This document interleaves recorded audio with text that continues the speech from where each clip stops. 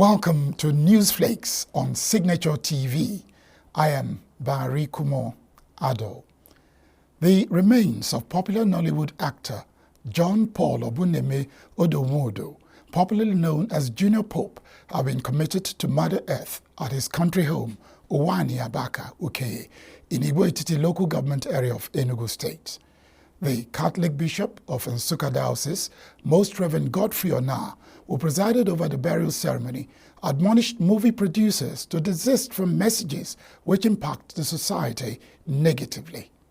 The impressions they create, and sometimes there is too much vulgarity and negativity in the things they project. So the creativity of the human imagination should not be allowed to becloud the objectivity of truth, even in artistic representations.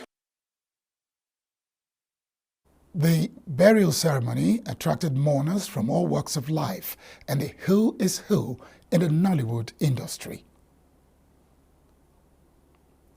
President Bola Tinubu has approved the appointment of about 555 persons to serve as pro-chancellors and chairmen and members of governing boards of 111 federal universities, polytechnics, and colleges of education.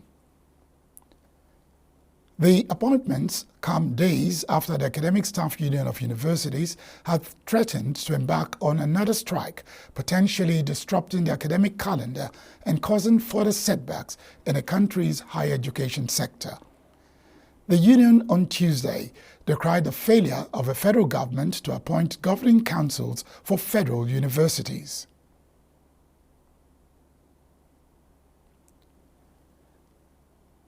The Nigeria Police Force has dismissed one of its personnel from service and demoted 3 others to their previous ranks over alleged involvement in various acts of indiscipline and crime.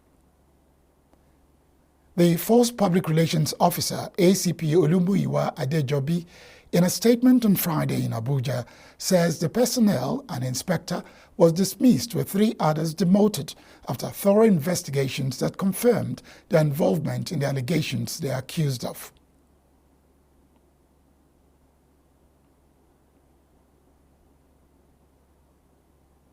The Federal Airports Authority of Nigeria, FAN, on Friday began the sale of 2024 e-tags that will permit entry into the 24 federal airports in Nigeria. FAN says the sale of the tags aligned with the presidential directive approved by the Federal Executive Council, FEC. According to it, FEC has mandated that all the users of federal airports across the country would pay charges at the gates. And foreign news.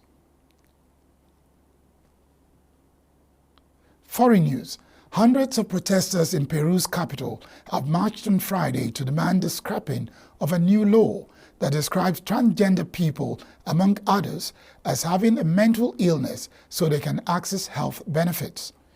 Around 500 demonstrators peacefully walked the streets of downtown Lima, hoisting banners with slogans that read, "No more stigmas," and "My identity is not a disease."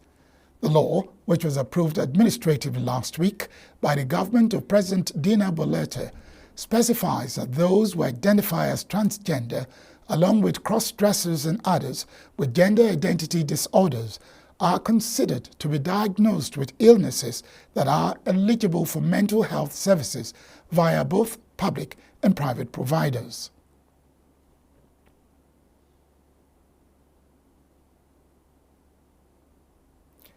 German emergency services have released footage of a flooded street in the southwestern city of Saarbrücken after heavy rainfall struck the region. According to the Federal Agency for Technical Relief, a team was shown in a video patrolling the floodwaters on an amphibious vehicle passing by a partially submerged camper van after the German Weather Service had recorded 107 liters per square meter of rainfall in nearby areas. As Ukraine's President Volodymyr Zelensky marks 5 years in power on Monday, the prospect of reaching a peace deal with Russia after more than 2 years of war remains distant. In 2019, Zelensky, a comedian with no political experience, competed against then-incumbent President Petro Poroshenko and won the second round of election with 73% of votes. The next election was due to be held in March this year, but a vote has been postponed indefinitely due to the war. Over the past 2 years, Russia's invasion and Ukraine's resistance have propelled President Volodymyr Zelensky to global significance. Former President Donald Trump says he wants to debate U.S. President Joe Biden, but would ask for drug tests as he accused Biden of being high as a kite during the State of the Union address. During a visit to Minneapolis, Trump mocked one of the moderators, but said he expected them to be fair, noting that a deal was in the works for a debate between vice presidential candidates, even though Trump has not announced his pick yet. Biden and Trump have agreed to 2 debates ahead of November's election, scheduling televised face-offs that could prove critical in their tight rematch to win the White House.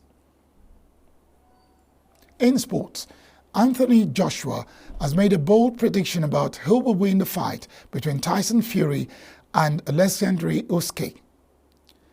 Speaking ahead of the bout, Joshua has made his prediction on who will win the fight. Joshua has lost to Usyk twice on point and was heavily criticized for his performance in the first fight. That's the news at this hour. I am Barikumo Ado. Enjoy the rest of your weekend.